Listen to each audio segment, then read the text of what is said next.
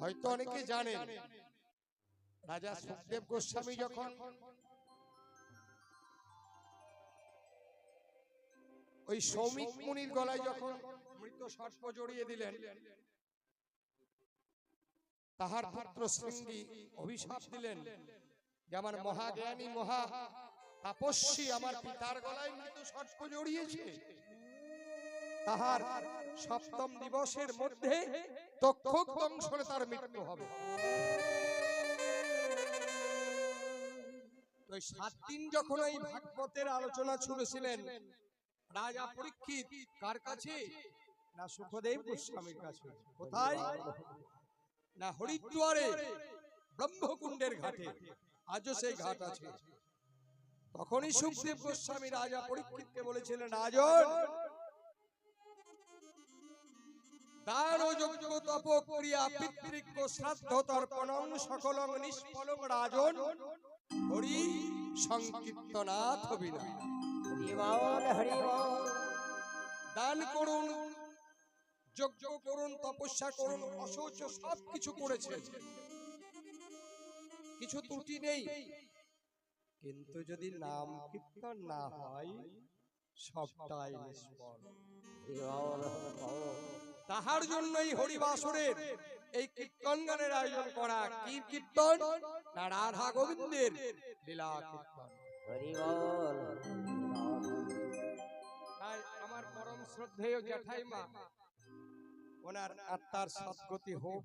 আমি একজন ব্রাহ্মণ কীর্তনিয়া হয়ে এই পরম পিতার কাছে প্রার্থনা করি, ওগো দয়াময়, তুমি তো ভক্ত বাঞ্ছা কল্পতরু, তুমি যেন ওনাকে তোমার চরণ স্থান দিয়ে তুমি যেন ওনাকে কৃপা করো।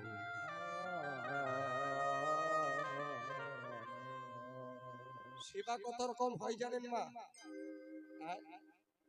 আমরা ভগবানকে নকুলদানা দিচ্ছি, ফল দিচ্ছি, মিষ্টি দিচ্ছি, ফুল তুলসী গঙ্গা জল, ভগবানের উদ্দেশ্যে গোবিন্দ হোক, দুর্গা হোক, কালী হোক সেবা দিচ্ছি, ভক্ত সেবা দিচ্ছি, বৈষ্ণব সেবা দিচ্ছি, ব্রাহ্মণ সেবা দিচ্ছি। আমাকে কি জন্য এনেছেন? কিছু তো একটা কারণ আছে। আমি দিচ্ছি নাম সেবা আপনাদেরকে, যে সেবার উপরে আর কোন সেবা হয় না কলিজীবের। তার জন্য আপনাদেরও সেবা আছে, সেই সেবা যেন ভুল না হয়। সেই সেবাটা কি? না উরুধ্বনি আর হরিধ্বনি যত দেবেন ভগবানের কৃপা তত তাড়াতাড়ি আপনারা পাবেন। হরি বল, হরি বল, হরি বল। হরিনাম কীর্তন, হরিধ্বনি দেওয়া, উলুধ্বনি দেওয়া, শঙ্খধ্বনি দেওয়া, করতালি দেওয়া, এটা হচ্ছে সেবা। এটা ডাইরেক্ট একদম গোবিন্দের চরণে পৌঁছে যাবে। তাই আপনাদের কাছে আমার অনুরোধ, আমার দোষ নেই, গানটা দিতে প্রায় 1.5 ঘন্টার অধিক লেট হয়ে গেল, আমার কিছু করার নেই। আমি ভেবেছিলাম আপনারা নিতে পারলে আমি দেব, যদি ধৈর্য ধরেন।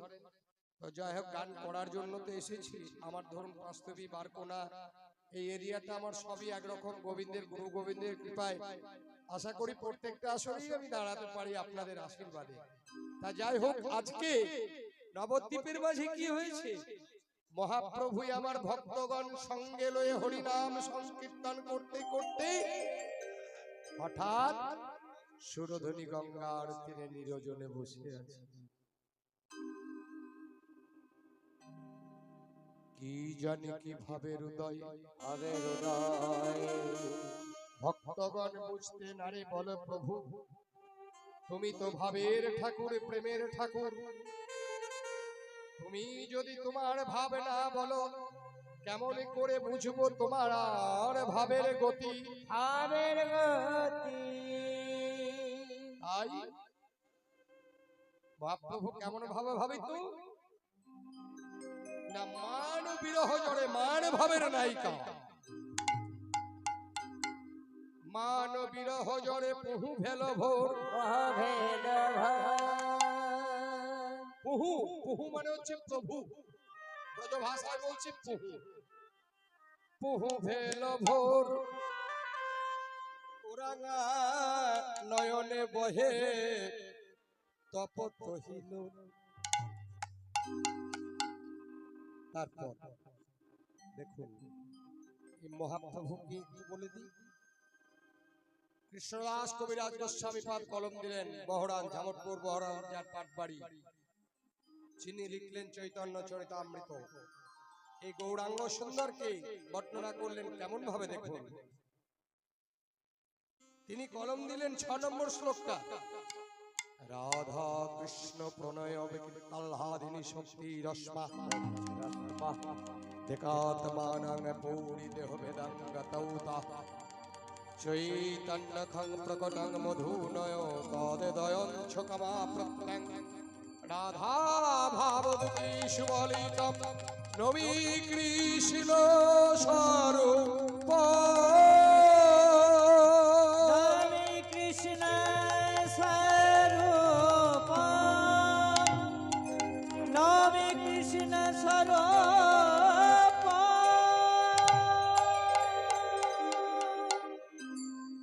আমরা নিতাই গৌরকে চিনি, পঞ্চতত্ত্ব দাঁড়িয়ে আছে দেখবেন, মধ্যে আছে গৌর, গৌরাঙ্গের দক্ষিণে নিতাই, তাহার দক্ষিণে অদ্বৈত আচার্য, যিনি দেখবেন বয়স্ক ফাঁকা কেশ, উনি অদ্বৈত। আর গৌর হরি বামে আছে গদাধর, তাহার বামে আছে শ্রীবাস পণ্ডিত। যার আগে নাই প্রভু আমার নাম সংকীর্তন করতেন, হরিনামে নৃত্য করতেন। নবদ্বীপ যাবেন, দেখে আসবেন এগুলো। নবদ্বীপ যদি না যান কোনো তীর্থ করা ফল হবে না। আগে নবদ্বীপ দর্শন করুন, বিচন্দ্রপুর দর্শন করুন, তারপরে আপনি যেখানে যাবেন। তাহলে এই মহাপ্রভুকে বাংলায় কি বললেন? ব্রজের রাধা কৃষ্ণ।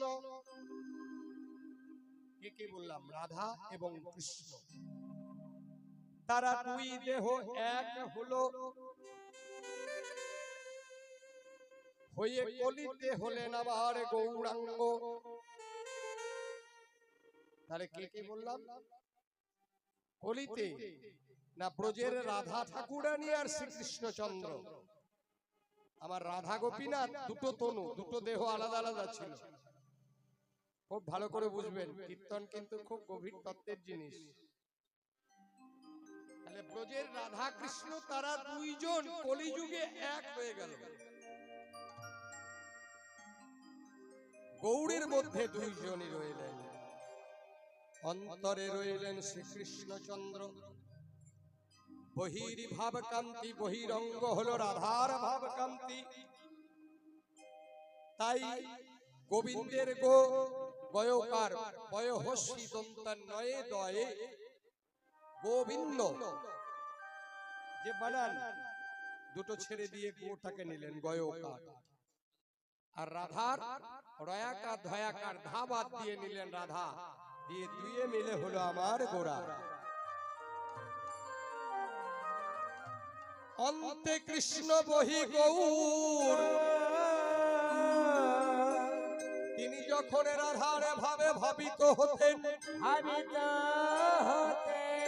কৃষ্ণ কৃষ্ণ বলে কাঁদতেন।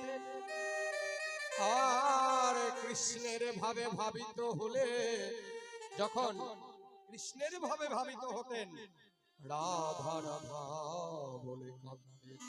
রাধা রাধা বলে কাঁদতেন। আজকে মহাপ্রভু কিন্তু কৃষ্ণ বলেও কাঁদছেন না, রাধা বলেও কাঁদছেন না।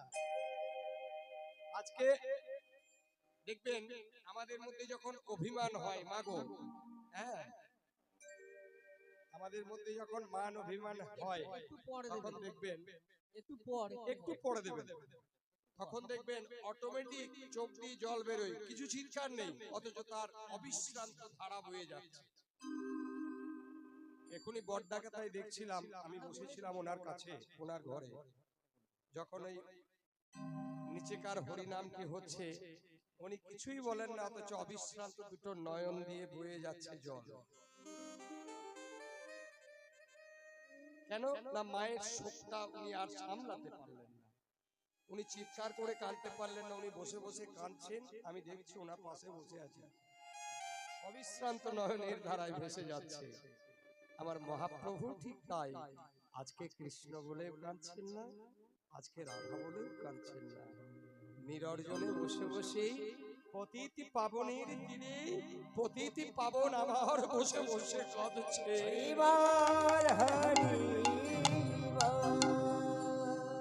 পতিত পাবনীকে মা জানেন? পতিত পাবনী কাকে বলা হয়? গঙ্গা। গঙ্গার অপর নাম হচ্ছে পতিত পাবনী। কেন? তার কাছে জাতি ধর্ম বর্ণ বৈষম্য উঁচু নিচু কোনো ভেদ নেই। আমি ব্রাহ্মণের ছেলে, আমি পতিত পাবনীর গঙ্গা জলে স্নান করতে মানে অবগাহন করতে গেলাম, আমাকে দেবে। আর একজন বাগদির ছেলে, সে চান করতে গিয়েছে, মা কি বলবে? তুই নামিস না আমার জলে, তুই বাগদি বলবে? বলে না। এই তুই বড় লোক, তুই চান কর, তোর পয়সা নেই, ভিক্ষা করে খাস, যা। মা বলে? বলে না। তার জন্য তার কাছে জাতি নাই, তার কাছে ধর্ম নাই, বর্ণ নাই, উঁচু নিচু ভেদ নেই, ধনী দরিদ্র নেই, যে যায় মা তাকে অবগাহন করিয়ে দেন সত্য করে।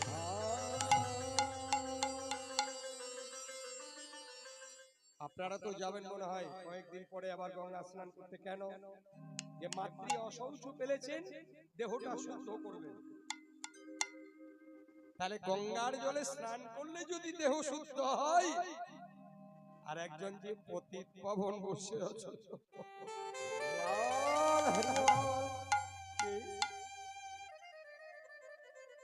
আমার প্রেমের ঠাকুর গৌর হরিজার অপর নাম হলো পতিত পাবন।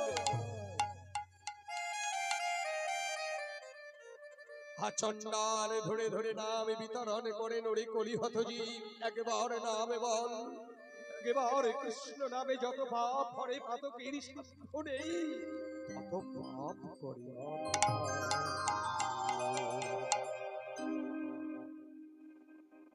মহাপ্রভু কাঁদছেন, পতিত পাবনের তীরে পতিত পাবন কাঁদছে গো। কেন? কেন গো? যার জন্যই বিশ্ব সংসার কাঁদে, আজ সে কিনা কাঁদছে দুটি নয়নের জলে।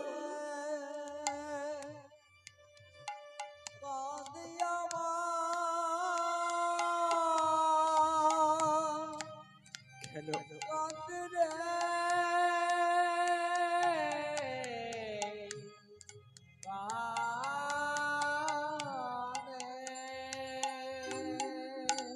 মহাপ্রভুর কাঁদার মুখ্য কারণটা কি জানেন? আমাদের মতো কলিহত কাম অন্ধ জীবের কথা ভাবছে আর কাঁদছে। যে কলির জীব হবে ব্যভিচারী, কলির জীবে থাকবে না কৃষ্ণ স্মৃতি জ্ঞান, কাম অন্ধ জীব, লোভ অন্ধ, মায়া অন্ধ, মায়ার মায়ায় ঘুরে বেড়াবে। এই কলিযুগের পরিত্রাণের একমাত্র উপায়, এরা যদি হরিনাম না করে, না শ্রবণ করে, তবে এরা কেমন করে উদ্ধার হবে? যুগে যুগে অবতীর্ণ হয়েছেন এই পুণ্যভূমি ভারত মায়ের কোলে প্রভু আমার, সত্যের শ্রীহরি, দাপরে ত্রেতাই শ্রীরাম, দাপরে শ্রীকৃষ্ণ, কলিতে আমার গৌর সুন্দর। সেই প্রভু এসেছেন নবদ্বীপের মাটিতে। দুর্লভ মানব জীবনে পেয়েছি 84 লক্ষ জনি ভ্রমণ করে হরি ভজনের জনমে, কৃষ্ণ ভজনের জনম। সারাটা জীবন আমার আমার করে গেলাম, দিনান্তে নিশান্তে হও কৃষ্ণ গোবিন্দ বলে একবার ডাকলাম না। কবে ডাকবো? আমার ঠাকুর বয়স হয়নি, আমার দীক্ষা নেবারে বয়স হয়নি। ওরে অট্টাচিনের দল, মূর্খের দল, ভক্ত প্রহ্লাদ যদি 7 বছরে গোবিন্দের চরণ লাভ করতে পারে, তোমাদের দীক্ষা নেবার বয়স হয়নি। এটা হচ্ছে মা বাবার ভ্রান্ত ধারণা, ভুল।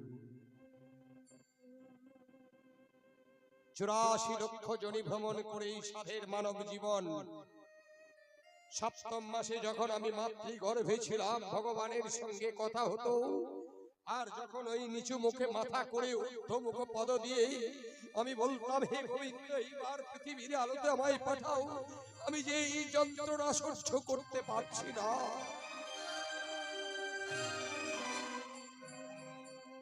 ভগবান বললে, হারি পৃথিবীতে গিয়ে কি করবি? বলে, গো দয়াময়, আমি তোমার নাম করব। নাম করবি তো? বলে, হ্যাঁ, আমি যেমন এখন তোমাকে দর্শন করছি, তোমার নাম করছি, তোমার গুণকীর্তন করছি এই মায়ের গর্ভে, আমি শশা গড়া পৃথিবীতে গিয়ে দয়াময় আমি তোমার নাম করব। হরে কৃষ্ণ। কজন করছি গো বাবা? বুকে হাত দিয়ে বলুন তো, কজন একবার হরি বল বলতে পারে সারা দিনের মধ্যে? আজকালকার বউ বেটি দিকে যদি বলা হয় বাহু তুলে হরি বলো, লজ্জায় হাত উঠবে না, জিভ বেরোবে না। তারা জানে, যারা হরি ভজে না, হরি বলে না, হরি নাম শোনে না, তারা কি করছে জানেন? কালকে ডাকছেন।